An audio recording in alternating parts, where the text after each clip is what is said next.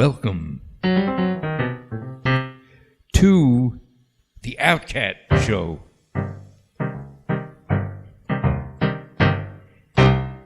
I am Paul Knopf, your host, and it's a pleasure to serve you. I took a little vacation. I had to get away from things. Bill collectors were chasing me. The landlord was on my case. Had to get away, and I went to Maine. Beautiful coastline, waves and lobsters and pretty Maine girls and stuff like that. It was something nice. Did you get any of those Maine girls? Maine girls. You don't know what a Maine girl is? Not really. A Maine girl, I'm afraid was it's going to be an X-rated show. I can't tell you. Just use your imagination. I'll try to describe a Maine girl music.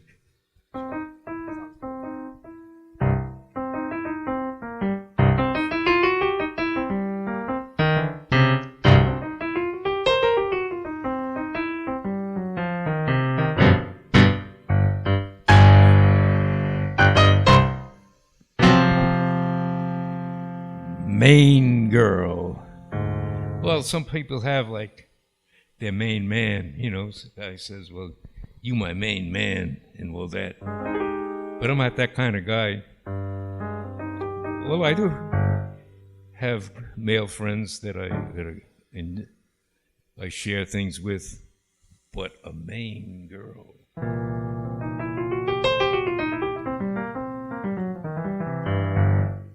Lest you think I'm a little bit risque or whatever you call it.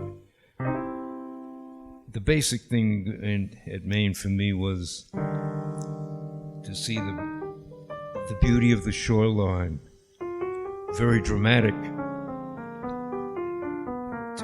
just to see and to feel and to hear the whole thing. I climbed Cadillac Mountain. Well, with the help of a car, but I climbed in Cadillac Mountain. One can't say I climbed Cadillac Mountain. I don't want to mislead you. As you know, I'm not a young man anymore. I'm 24 years old. I just look this way because I lived hard, but anyway, the view from the top of the mountain, as you look at the ocean and you look at all the islands, it's quite astonishing, quite beautiful. And I'm kind of rested up now and ready to put on a show for you, to play some music and to read some poems that I've written. In Maine, actually, I did something that I don't usually do. I don't know if I should tell you. Okay, I'll tell you. I painted. I paint. It's not that I'm getting weird. It's just that it called for painting to look at the beautiful skies and the bird life and the animal life and the trees. So I painted, and of course I can't show them to anybody because, well, I guess I'm proud of them. Maybe sometime I will show them. After all, Miles Davis painted. It was actually pretty good. Duke Ellington painted, George Gershwin painted. So I can paint. Don't hold it against me, please.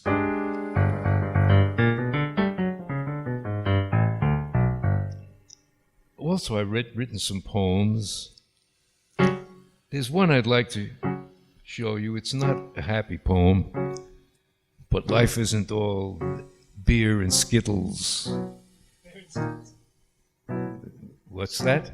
You like Skittles? I don't even know what Skittles are. Okay, everybody out there, tell me what Skittles are. Nope, got it wrong. I know it's not that. It's not a part of the anatomy. No, not Skittles. It's not female body parts, is it? It is not a female body part, no. A Skittle is a scumajob, a blooba-globagoob, a fagoodle-boodle-boodle, middle with a Kruby on the side. So I'd like to read one of my more meditative poems. I hope you like it. The day I was born was a bad day for God. His creation was flawed. An alien creature moving like a claw-sided crab. It was all up to me to make things right.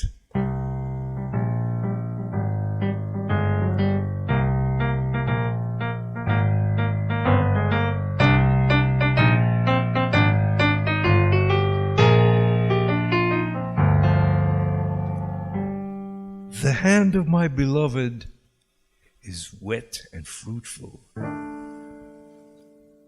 her wit dry as a cold desert wind.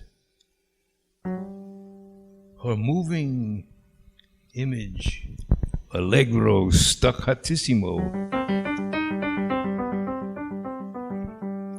I need a photo to paste on the party wall of my skull. Snap, and her picture is mine.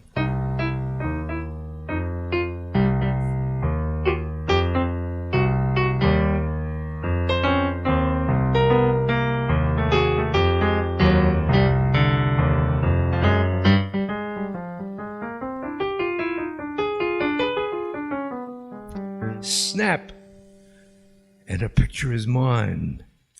Smartphone. I was the murderer. I murdered ghosts. Now I'm in recovery. Snap.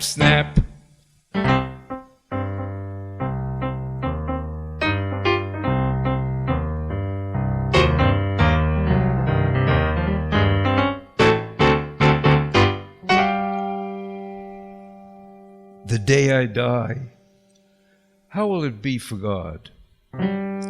His creation was flawed. An alien creature moving like a claw-sided crab. It was up to me to make things right.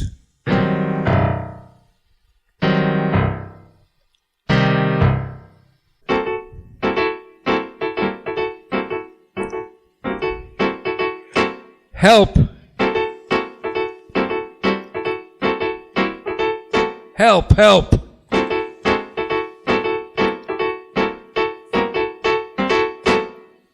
The Outcast Show needs your help.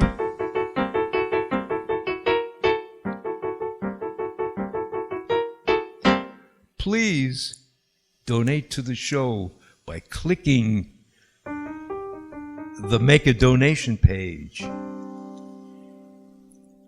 Any amount is appreciated. Or buy our music by clicking on the Buy the Music page. So help.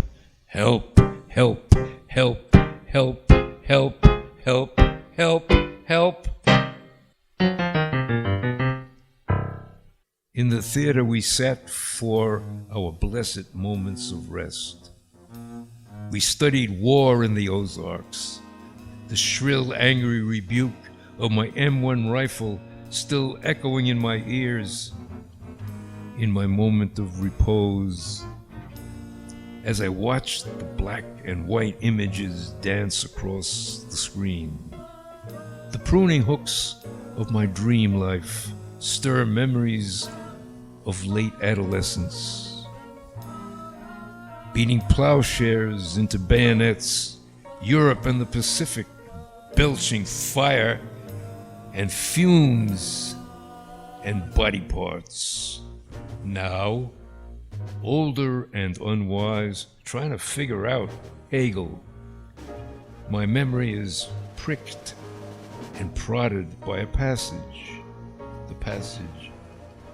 In order for the state to come into existence as the self-knowing ethical actuality of spirit, it is essential that it should be distinct from the forms of authority and of faith.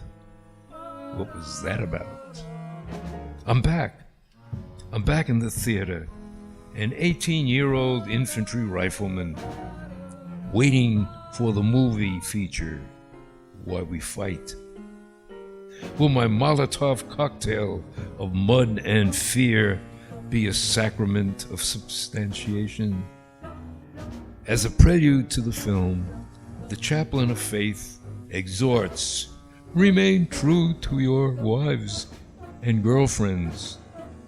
The infantry captain is practical, secular. Use a condom and a pro kit. The theater goes dark. The film rolls. I weep as I watch the glistening images prance and strut to stirring martial music and sonorously intone snippets of secular scripture, the Constitution and the Declaration. I'm caught in the trapdoors of my adolescent innocence. Then the lights go up, the show is over. We leave the theater of celluloid and come into the theater of operations.